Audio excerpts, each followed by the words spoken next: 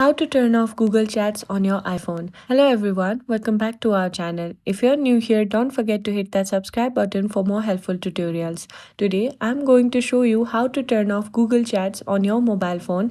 It's super simple, so make sure to stick around until the end and follow my steps closely. Alright, let's get started. The first thing you need to do is open the Google Chats official application on your mobile phone. If you have not installed it yet, go ahead and do that now.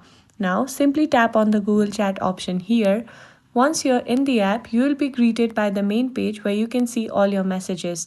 This is where we'll begin the process of turning off Google Chats. So, in order to turn off, you can tap on three horizontal lines located in the top left corner of your screen.